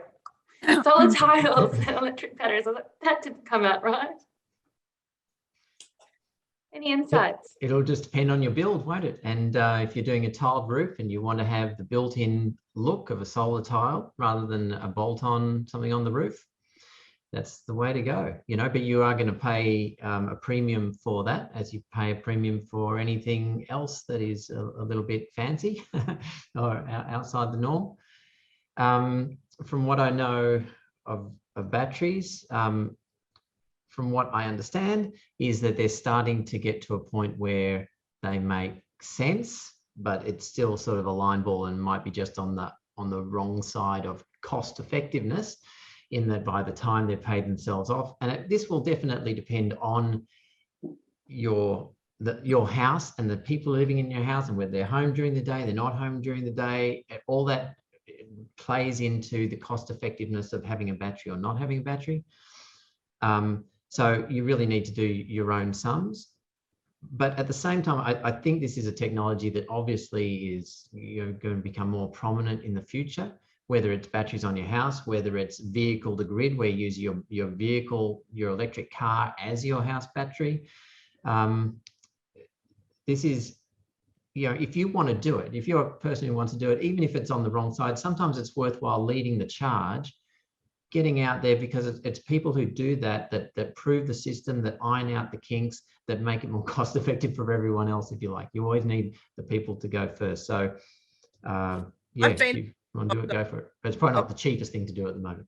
Yeah, it's not the cheapest, but mine both paid themselves off in well under the period that they would have needed to. So I give 7 years, because that's generally the life cycle of a lifespan of an inverter, which is the weakest part of the system.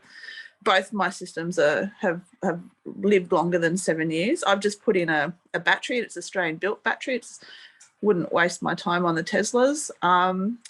And I'm taking delivery of my Kona in about a month, and it will eventually become another battery for the house. So, it's up to you. I think it's great having the tech on. I love it. We definitely notice we have no bills. It's fantastic. We get money back to the power people. Yeah, fantastic. It's a good feeling. Yeah, it's not. I used to like the old meters, the electrical meters that spun backwards. We need to bring those back. They were a buzz to watch spin backwards. Who is supplying solid tiles at the moment in Australia? I haven't come across them. A company called New Lock, I think. New Form or New Look or New something. New Lock, NULOK. I just remember 20 years ago, I had a student who wanted to do a solar tile for a PhD project, and we laughed at him and said, the technology will never be here. Anyway, it's nice. It's happening. It's fantastic. Has it been applied anywhere on any homes? I haven't seen it in Australia, but it's I've seen it in US and Japanese builds. Yeah, I'm sure it's here. I'm sure it's been used. I haven't been looking. Interesting. Well, we've got a little bit of time, so maybe one more question. Let's see if I can find a gutsy one.